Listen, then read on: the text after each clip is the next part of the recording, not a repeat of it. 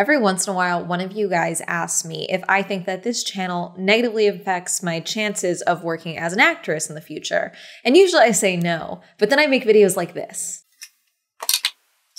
That's it. That's my intro. Hi, I'm Amanda, you're watching Swell Entertainment, and today we are talking about Sam Levinson and, by extension, The Weeknd and their show, The Idol, that's coming out. We're also going to talk about Euphoria, but obviously we're mainly talking about The Idol and the Rolling Stone article that came out about The Idol. At the time of me recording, it just came out. Before I talk about Sam Levinson, his thinly veiled attempts to slip his fetishes, jab his fetishes into the pieces of work that he makes, I am not one of those people who thinks that we should take all sex and all sexual content out of art, films, TV. I'm not one of those people. I personally don't agree with most of the arguments that I have heard in regards to people who do have that opinion. Just personally, I do think there are times where sexual content does fit the storyline, the narrative, and elevates the piece, elevates the tension, elevates the story itself.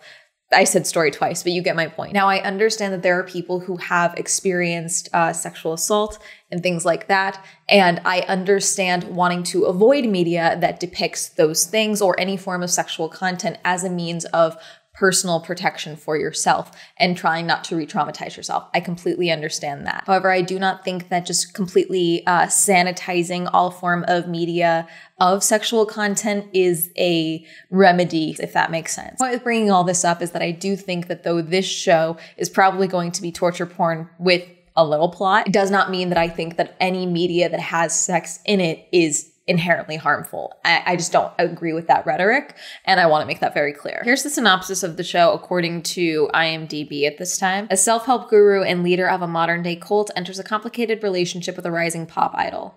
The Idol, obviously. Now, the reason I was interested in the show originally, I'm not a Blackpink stanny. I'm sorry, I'm just not. I'm not a K-pop girly, okay? I think that's okay to admit. But Rachel Sennett, I adore her. I think she's the assistant or the driver to Lily Rose Depp's character. So that's where I was excited for this show because I just think she's great and I want to see her in more stuff. But Jennie is also in this show. She is in the K-pop group Blackpink. And this is, I believe, her first real acting job, if not her first acting job ever. Sorry, real sounds like anything she's done prior to this is not real. That's not my point. But this is like the first big project I believe that she is a part of, okay? And so a lot of K-pop stans were also very excited for this show because of that. And then also there are people who liked Euphoria or just like the premise of The Idol that were excited for The Idol. So Sam Levinson is the son of Academy Award-winning director Barry Levinson. He wrote and directed Assassination Nation and then later Malcolm and Marie. And before that, Malcolm and Marie, he put out Euphoria season 1 and then season 2 just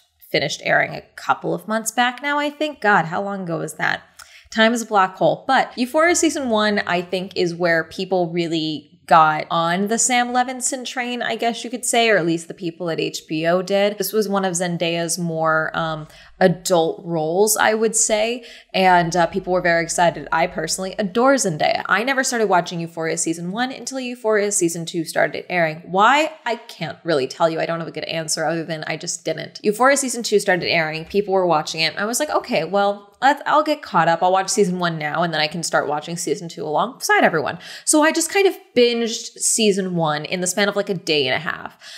I don't recommend that necessarily because that's where you kind of really see the writing issues, jumps in character development, questionable plot jumps, things like that. And I really wasn't convinced that it was a good show. And then I was watching season 2 and I was not more convinced. I still don't think I finished this final episode. I think I stopped. I was like, okay. And the thing about Euphoria that I think bothered a lot of people, again, as always, is, the talks of, the sex going on, the drugs going on. Have you met actually a teenager and things like that? And then these are people in their 20s portraying teenagers. We are still watching teenage characters engage in these plot lines.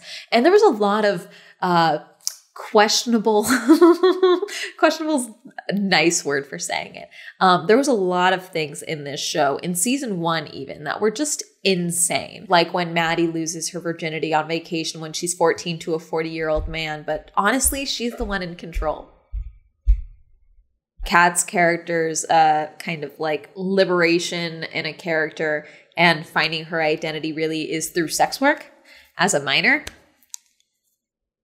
You know, there was a lot happening in season 1 that personally I did not like, and then season 2 also not good. So people knew that Sam Levinson was a weirdo for a while, and I think season 2 really showed just how having one person be in charge of everything for a show like this with this many different characters and plot lines, I don't think he was a strong enough writer to handle season 2 alone the way that it seems that he did. So, but then The Idol was announced and I saw the trailer and I was like, okay, like I'm interested, not the Sick and Twisted Minds part or whatever that is. I think that's ridiculous to stick that in there. But you know, the concepts seem interesting. I love a good cult storyline always. I'm always intrigued. I love Rachel Sennett. I knew there wasn't really an air date for it. Like we had no idea when the show was going to be coming out. But then this article from the Rolling Stone came out. The Idol, how HBO's next Euphoria became twisted torture porn. 13 sources tell Rolling Stone that The Idol, Sam Levinson's new show with The Weeknd and Lily Rose Depp, has gone wildly, disgustingly off the rails. This is categorized under production hell, which I do find vaguely funny. I just realized we're going back to my roots and talking about a Rolling Stone article. Aww. This was way back when, but teenage Amanda made a very angry video about the 5 Seconds of Summer Rolling Stone article in 2016, 2015. Really hope you can see this. Lily Rose Depp as a glamorous, troubled pop star, The Weeknd is a slimy, modern cult leader, supporting roles by Blackpink's Jennie, Troye Sivan, and a handful of other buzzy stars, and in-demand director Sam Levinson at the helm. For months, the hype machine has been a full tilt for HBO Max's upcoming series, The Idol, which is being billed as a darker, crazier, and more risque versions of Levinson's smash hit Euphoria. To be fair, that is an ask. Levinson and Abel, The Weeknd, Tesfaye are the sick and twisted minds behind the sleaziest love story in all of Hollywood. That follows pop superstar Jocelyn as she navigates the seedy underbelly of the music industry and falls under the spell of Tedros, a mysterious owner of a popular LA nightclub who secretly runs a cult reminiscent of NXIVM and Scientology. Though the show was ordered to series in November 2021, it's been months since HBO gave a concrete update about when The Idol will debut. One source with knowledge of the production schedule tells Rolling Stone the network initially hoped The Idol to premiere last fall, taking over the Sunday time slot left open by House of the Dragon, which ended in October. Yet 3 teaser trailers have come and gone, and HBO can still only offer a vague later this year. Now, production sources tell Rolling Stone that even they are in the dark on when the show will make it to air, and have little idea about the final version will look like, claiming the production was plagued by delays, reshoots, and rewrites. It was, let's just say, a shit show, one says. The first public inkling of trouble came last April when director Emily Simons of The Girlfriend Experience and She Dies Tomorrow suddenly exited with roughly 80% of the 6-episode series finished.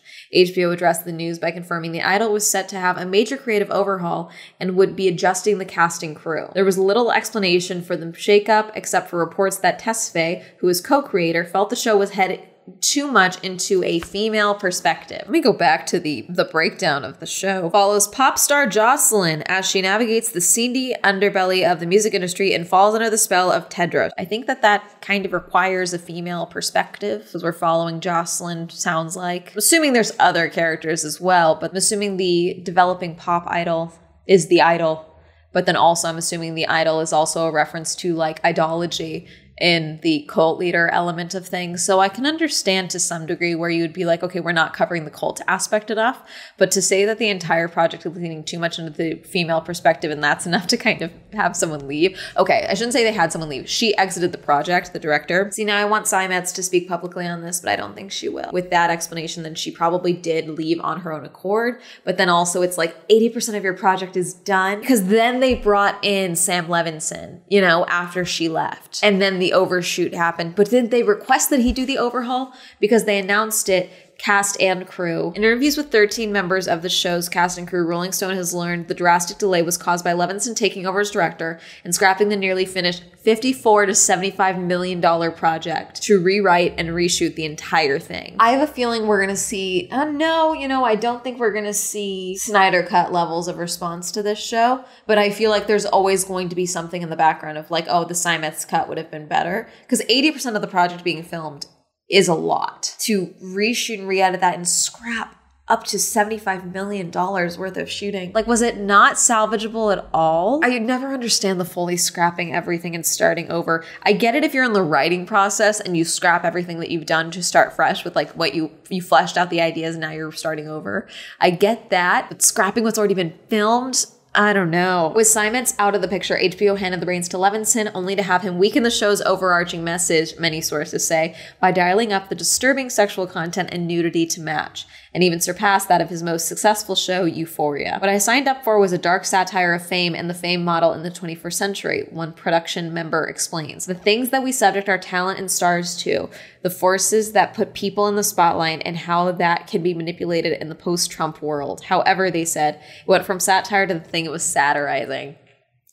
It's always the problem, you know, when you have people who think they're smarter than they are. Oh, I want to top what I've already done, which I don't think is good in the first place. Like, it's one thing to want to match what you've done previously. This is my body of work. I want to have something on the same level as this. That I can understand.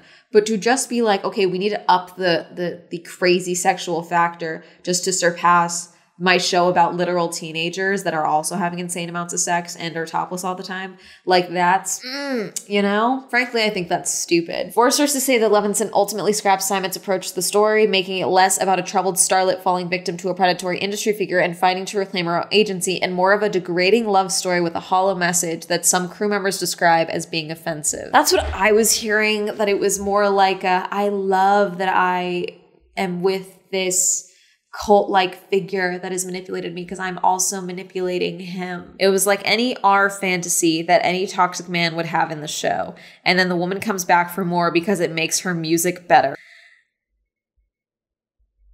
Oh God, Levinson as Tesfaye did not respond to requests for comment. However, after this story was published, Tesfaye posted a clip from The Idol writing, "Rolling Stone, did we upset you? We will talk about that clip in a second." A statement providing to Rolling Stone, Depp called Levinson the best director she's ever worked with, saying she has never felt more supportive or respected in a creative space. My input and opinions more valued. Okay, so Levinson was originally a writer on the show. The Idol was dreamed up by Tesfaye, his producing partner Reza Fahim, and Levinson going into development in June 2021. But three crew members allege Simons seemed to set up to fail from the start. When she arrived on set 7 weeks before the show started filming, she was given half-finished scripts, a first-time showrunner in Epstein, a tight schedule, and near impossible expectations from HBO, the sources say. Amy was doing her best in an impossible situation, but she was going to lose this no matter what, one production member says. Honestly, I think HBO handed her a shit stack. Simons declined to comment. Damn it, come on, don't be the bigger person. The timeline was also tight, production sources claim. Filming began in late 2021 and went into hiatus the following April. In addition, Levinson was largely absent from the Idol set early on.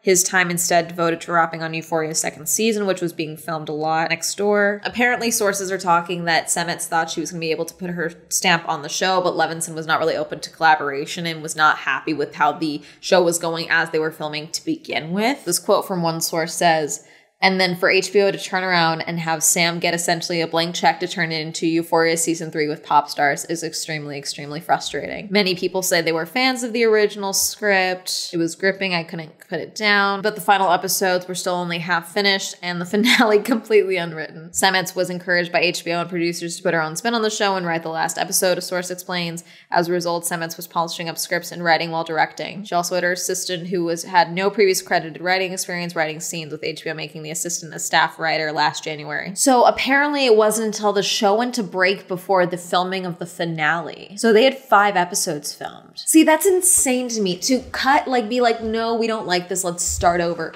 before the finale is filmed. God. See, if you had told me that there was test screenings or something, like they had done something. A report from April blamed the show's overhaul on Tesfaye, who was reportedly unhappy that the show was focusing too much on Depp's character, according to Deadline. A source with knowledge seconds that Tesfaye was the reason behind the shakeup, wanting to tone down the cold aspect of the storyline and pivot into something else entirely, dropping the feminist lens through which the show is being told as a result. It was like The Weeknd wanted one show that was all about him. Sam was on board with that. However, the 2 crew members claimed Tesfaye's schedule made it difficult for him to be the show's primary focus. One crew member explains it was really frustrating because they were working so hard to make it possible to shoot and be released with his concert and whatever his timeline was, and it all got thrown out the window. I'm really heartbroken that Amy wasn't there to see it through. When cast member says she put her neck on the line for this project, she really tried to make it work and fit a square peg into a round hole, only for all that work to be eradicated and overwritten by Sam Levinson. Oh, a cast member. Oh, I want to know who. At the end of the day, This is not going to stop people from watching the show, unfortunately. There will be people who don't watch it because of this, but there are also people who have that little part in their brain that are like, okay, well, now I need to know if it's actually as bad as the article says. It was supposed to be a 3-month shoot from May to July, ended up stretching into September, despite the cast and crew celebrating at a wrap party in July. Come October, even more filming took place. Another claim from another crew member, it was a show about a woman who was finding herself sexually, turned it into a show about a man who gets to abuse this woman, and she loves it. At various points, Levinson's script contained disturbing sexual and physically violent scenes between Depp and Tess-Faye's characters. 3 sources familiar with the matter claim. In one draft episode, there allegedly was a scene where Tess-Faye bashes in Depp's face and her character smiles and asks to be beaten more, giving Tess-Faye an erection. The scene was never shot, the sources say. Another proposed scenario was for Depp to carry an egg in her vagina, and if she dropped or cracked the egg, Tess-Faye's character would refuse to R her, which sent Depp's character into a spiral, begging him to R her because she believed he was the key to her success. The scene was also not filmed because production couldn't find a way to realistically shoot the scene without having Depp physically insert the egg, another source says. It was like, what is this? What am I reading here? It was like sexual torture porn. The article goes on much more to talk more about the money side of things and how The Weeknd opened up his home to try and conserve costs. The article ends with a quote, "This was such a strong example of just how far Levinson can really push HBO, and they will continue to cover him because he brings in money." A second says, "He's able to walk away unscathed and everybody still wants to work with him. People ignore the red flags and follow him regardless." That's the article that came out. And then I can't show the full clip because I'm assuming it will be claimed. But The Weeknd tweeted out, "Rolling Stone, did we upset you?" And it's a clip from the show of him and Jocelyn talking with Dan Levy's character, which I'm assuming is a manager type, explaining that we got a cover for the Rolling Stone and them talking about how the Rolling Stone is irrelevant and how Instagram followers are apparently an indication of how irrelevant they are, because the Rolling Stone Instagram account has 6 million followers, half of them probably bots, according to The Weeknd's character. Then Jocelyn has 76 million or something, all real. And so she does the shoot, she does the cover, she tags them, they get all of her followers, nothing for Jocelyn. If the show had already started airing when he tweeted this out, or the show was airing or was in a preview and then the article came out, then maybe I could understand the "you mad bro"-esque message. However, this show is not aired yet, so there's no reason for this to be what sets off the Rolling Stone because no one has seen this clip until you posted it. Unless this is all a marketing thing and you guys are orchestrating all of this, which, I mean, always possible because I wouldn't put anything past anyone anymore after the last few years we've had via media. The clip, one, painful. The pacing is very odd. I'm not a big fan personally.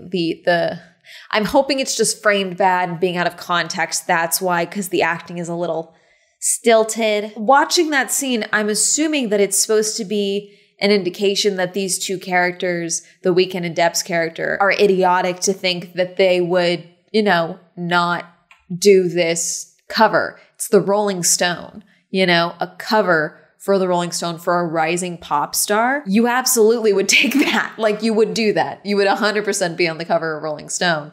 And to bury it all down to just the follower count on Instagram makes them look like morons and out of touch, which, depending on how they frame his character as a cult leader, could make sense in his regards, because it would make sense if he wants her to believe they are irrelevant and that this is not worth her time, because he wants Jocelyn to think that she needs him to be relevant. You need me to tell you who is worth your time and who isn't. There's a bit here where it seems like she's trying to please him a little bit, where he's like, aren't they a little irrelevant? And then she's like leaning forward in the next clip where it's cut to her and she's like, yeah, it just seems like they're a little past their prime. Like, she's trying to add to him to kind of make it seem like, yeah, see, I'm agreeing with you. I'm on your side against our manager, my manager that I'm talking to right now. I agree with you, baby. That type of thing. And I can see how in framing that would work in regards to this, but also they're wrong. Like, you would do the Rolling Stone cover. Any form of legitimate press would be good. And he's saying, like, I think they could really, do some softball questions. Do what we need them to do? You would absolutely want the good press. Does she know? See?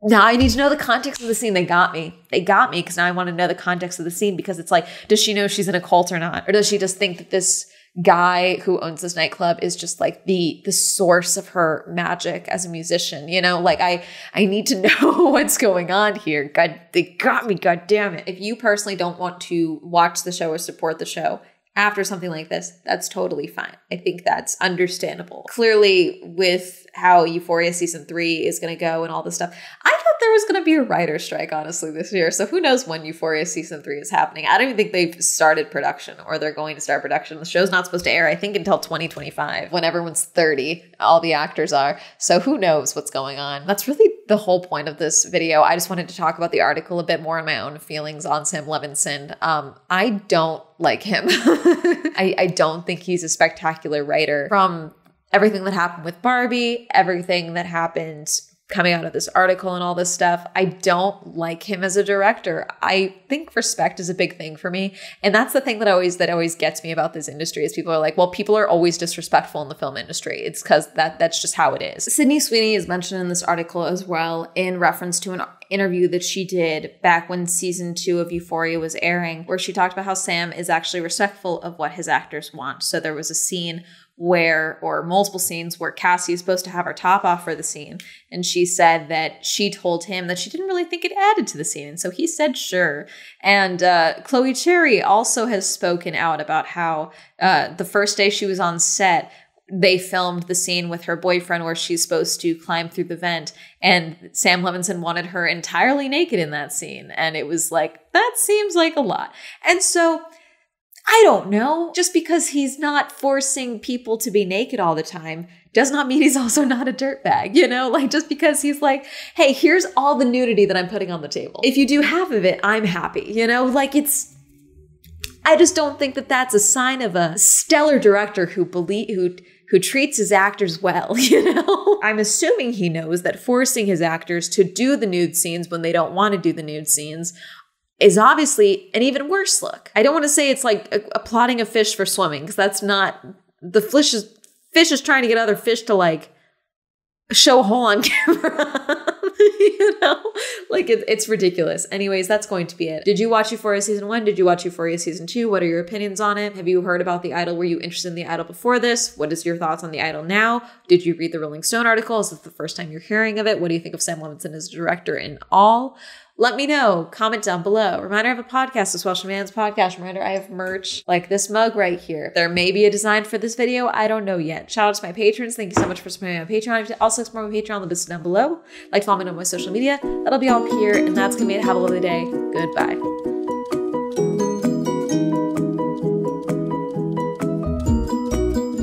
I know they didn't end up filming it, but like the egg in the vagina? Like, I watch a ton of horror movies, and there are times I watch horror movies and I'm like, God, who wrote this, like, scene? This is insane. But how... Thank you. Andrew, Alan, Cameron, Christopher, Chris B, Chris P, Crash PC, China, Dirty One, Don, Donnie, Elliot, Evan, Eric, Eyal, Hopeless, Homer, Incognito, Isaiah, Jacare, Joe, John M, Jordan, Joseph, Kenny, Kim, Kristen, Lamb, Lex, Lisa, Louise, Mae West, Madeline, Matt, Matthew, Meme Lord, Mia, Michael, Michael J, Michael T, Micah, Nathaniel, Nocturnal, Pat, Penn, Richard, Rob, Red, Rosie, Red, Robert, Ross, Ryan, Sam, Serena, Skylar, Simon, Tasha, Timothy, Heavenly, Plastic, Tenzin, Tom, Thomas, Qwerty, Victor, Randy, Wendy, Winter, Will, Williams, Andrews, Wink.